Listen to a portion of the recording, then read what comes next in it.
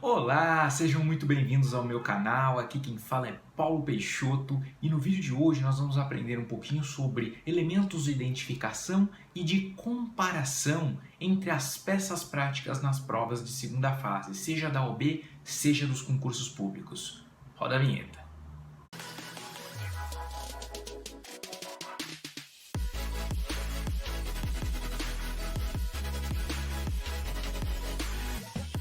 Bom, é comum quando se vai para uma prova de segunda fase, seja da OAB, seja de concursos públicos, que o candidato se depare com a peça prático-profissional. Ou seja, a prova vai te apresentar um enunciado com um caso hipotético e pedirá que seja adotada uma medida, que seja elaborada, redigida aquela peça prática.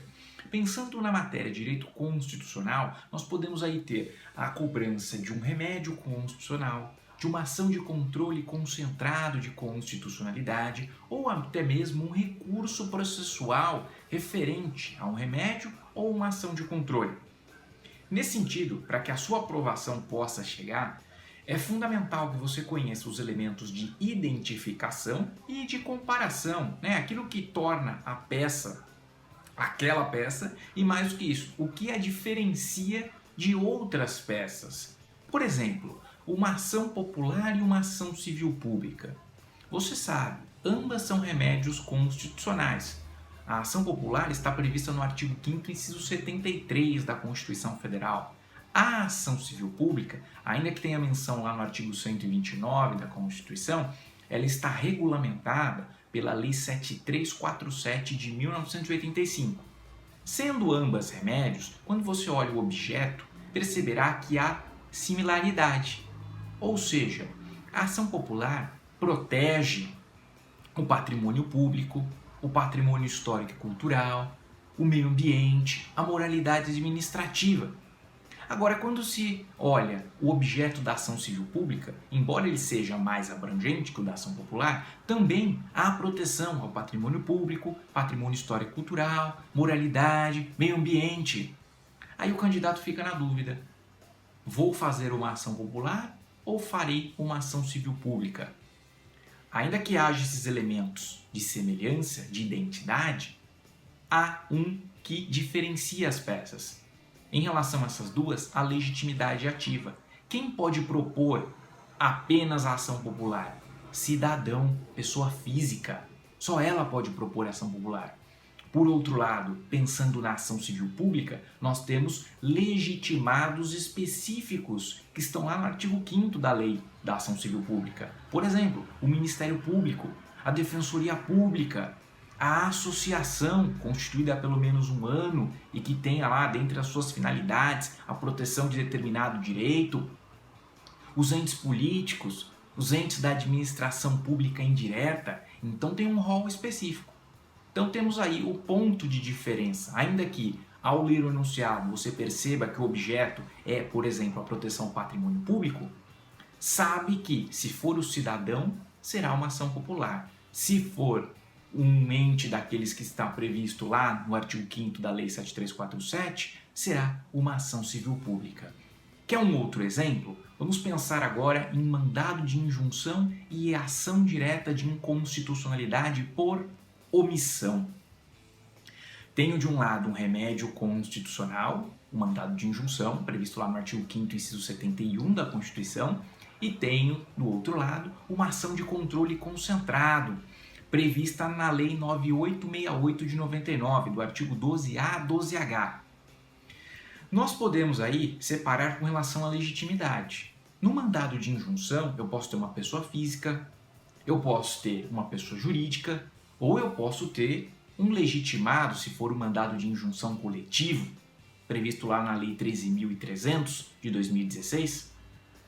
Já a ADO, ela tem um rol de legitimados específico, que está no artigo 103 da Constituição.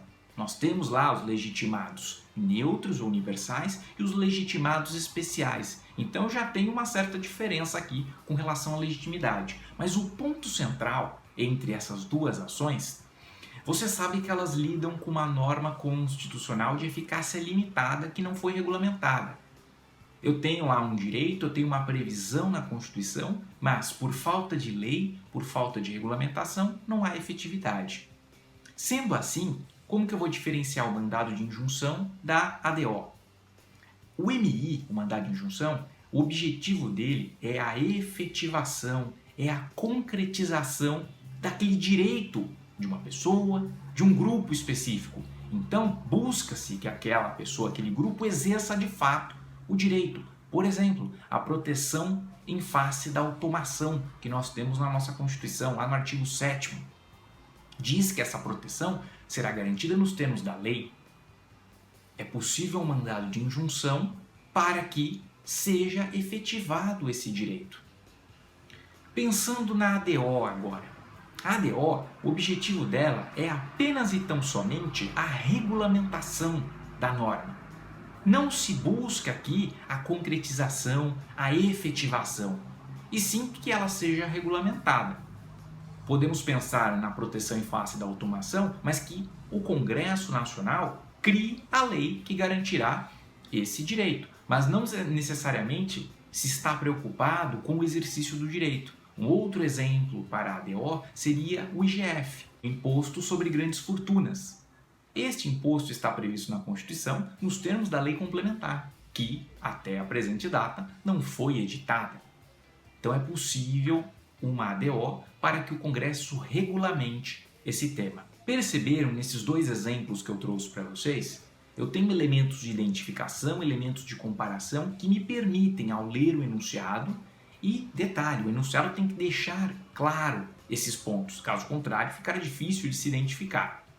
Então é muito importante a leitura atenta, ler mais de uma vez, destacar os pontos para que você possa chegar à conclusão. Pontos como esse e outros mais de identificação, de comparação de peça, você também pode encontrar num e-book que eu escrevi juntamente com o professor Abacuc. Eu vou deixar o link aqui na descrição desse vídeo, que está disponível na Amazon. Lá a gente trabalha justamente com isso, de várias peças, não só dos remédios, as ações de controle, os recursos, a ação de rito comum, as defesas recursais. Tudo isso, identificação e também os quadros comparativos, ou seja, o que diferencia uma peça da outra nesses quadros comparativos. Espero que vocês tenham gostado e a gente se vê numa próxima oportunidade. Um grande abraço e até mais!